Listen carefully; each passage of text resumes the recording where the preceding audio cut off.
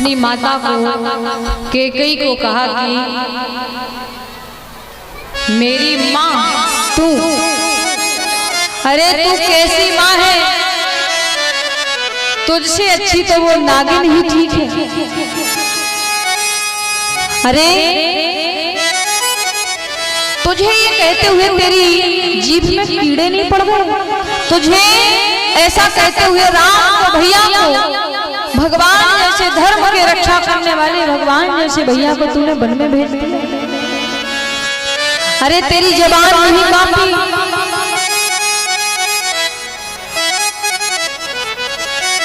तू मेरी माँ कहलाने योग्य नहीं है। अरे मैं तो सबसे बड़ा पापी हूँ। अरे जैसे तुझ जैसे दुर्भाग्य, तुझ जैसी कुल नाशनी, तुझ जैसी पापी के गर्भ से मैंने जन्म लिया।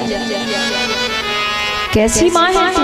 अरे तू तो बहुत प्रेम करती थी राम को, तू तो बस राम ही राम किया करती थी। आज तुझे क्या हो गया? अब तुझे क्या हो गया?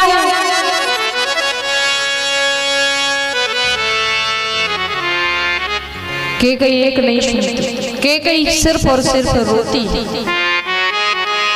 अच्छा, ये इसमें कैकेयी का दोष नहीं है।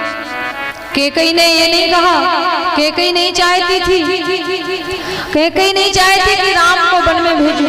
अरे कौन माता होगी ऐसी जो इतना बड़ा कलंक?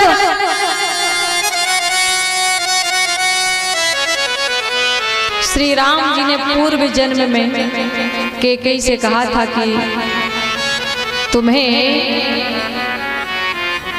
मेरा राम जन्म होगा, मेरी मैया बनोगी, तो तुम्हें ये वरदान मांगना है श्री राम जी के ही कहने पर।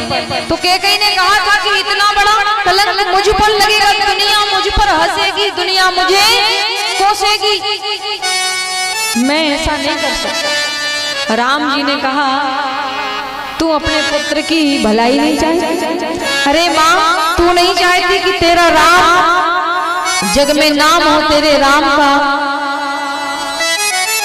यश बढ़े, कीर्ति बढ़े? अरे अगर तू ये वरदान नहीं मांगेगी और मैं वन में नहीं जाऊंगा तो मुझे संसार में कोई नहीं जानेगा।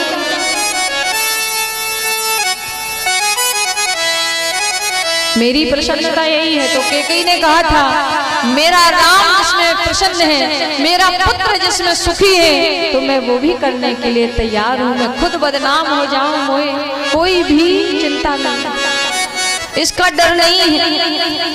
तो हर किसी की माँ होती है कि बालक के जीवन में कोई भी वो फरियाद करे तो माँ उसे पूरा कर ही देती। माँ का हृदय ऐसा ही होता है। कैकेयी रोती है, रुदन करती है। अच्छा, भरत माता कौशल्या के सामने आए और कौशल्या से हाथ जोड़ करके कहा कि माँ, मेरा ऐसा कभी भाव नहीं था, मैंने कभी राज्य पर बैठने का, राज सिंहासन पर कभी सपने में भी नहीं सोचा, मैंने ऐसा नहीं सोचा।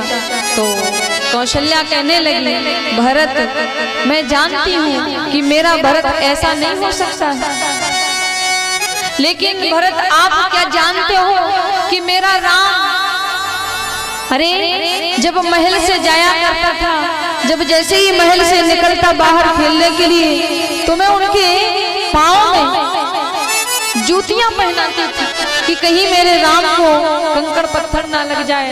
आज तो इस कंटक वन में इस कंकरीले कांटों पर चलते होंगे, पत्थरों में चलते होंगे, ना जाने कैसे रहते हैं। भरत, तुम जानते हो मैं रोज नित्य श्री राम जी का, मैं अपने राम का श्रृंगार किया करती थी, सुंदर पीतांबर धोती पहनाती थी, सुंदर मोतियों की माला बांधती थी। आज वो मुनि वेश में यहीं से गए, ना जाने करीली जंगल में उनके वस्त्र चिथड़े चिथड़े हो गए होंगे, ऐसे कंटक वन में वो गए। भरत, मैं अपने हाथों से राम को गोदी में बिठा करके दूध भात खिलाती थी, तब मेरे राम का ये उनको प्रसन्नता होती थी। जब तक वो गोदी में बैठ करके मेरे हाथ से भोजन ना कर करते थे तब तक उनका मन नहीं भरता था। राम आज भरत न जाने जंगल में भूखे सो रहे हों। अरे जिनको सोने के सिंहासन पर, सोने की शैया पर जिनको मैं लोरी गा गा कर सुलाती थी, भरत आज ना जाने घास फूस की झोपड़ी में पड़े होंगे, सोते होंगे, ना जाने किस वृक्ष के नीचे बैठे होंगे।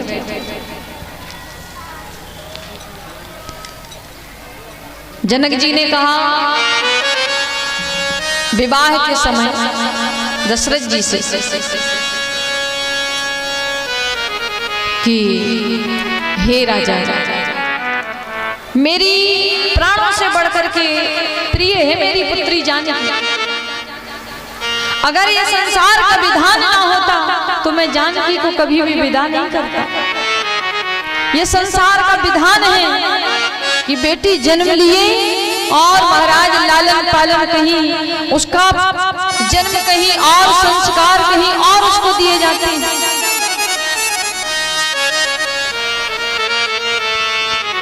तो दशरथ जी ने कहा, जनक जी जैसे ही दशरथ जी के चरणों में गिरे, दोनों चरण पकड़ने लगे तो दशरथ जी ने हाथ जोड़ लिया और जनक जी के चरणों की ओर दशरथ जी दौड़े और कहने लगे कि आप सबसे बड़े दाता हो, आपसे बड़ा कोई दानी नहीं हो सकता है। अरे जो अपने दिल के टुकड़े को, दिल के कलेजे को दान कर दे, उससे बड़ा कोई पिता, कोई दानी हो सकता है। जनक जी ने कहा कि हे राजा, हमारा आपसे एक निवेदन है कि हमारी बेटी जैसे ही महल से निकलती थी तो पुष्प उसके चरणों के नीचे बिछाए जाते थे। जहां भी खेलने जाती थी तो उसके चरणों के नीचे फूल बिछाए जाते थे। इसलिए हमारा निवेदन है कि इस बिटिया को, जानकी को अपनी पुत्री समझ करके ही इसको स्नेह दुलार देना। इसको कभी जनकपुर की याद ना आए, इतना प्रेम स्नेह करना है। जनक जी ने जब ये बात बोली तो दशरथ जी ने कहा, आपने जो सब कुछ किया है, जो कुछ भी बोला है, अच्छा कहा।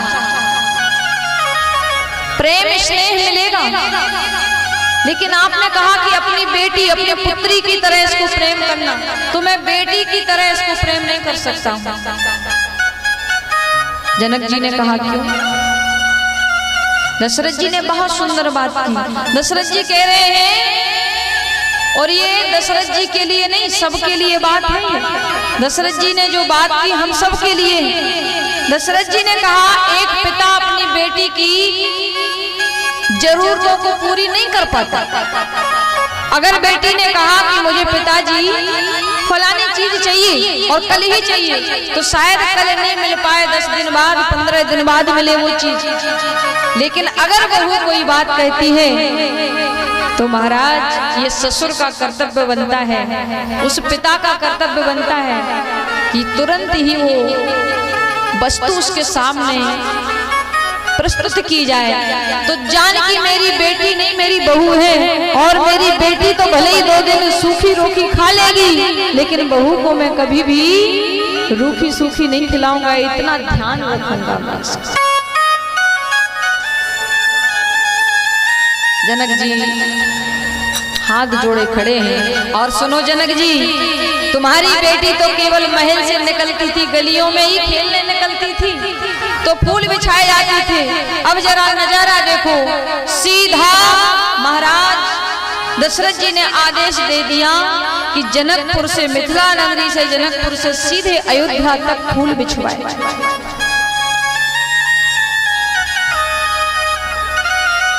तो तुम्हारी लाडली है, तुम्हारी दुलारी है, तो हमारी भी दुलारी है, इसकी चिंता मत करें, ये हमारी जिम्मेदारी है। तो आप लोगों को बताऊं, इस कथा को कहने का यही उद्देश्य है मूल, कि किसी की बेटी हमारे घर में आती है तो उसको अपने मायके की, अपने पिता के घर की याद ना आवे। इतना प्रेम करो, इतना स्नेह करो। भले ही आपके पास संपत्ति नहीं है, संपत्ति नहीं दे सकते हो, लेकिन वाणी ऐसी बोलो, प्रेम इतना करो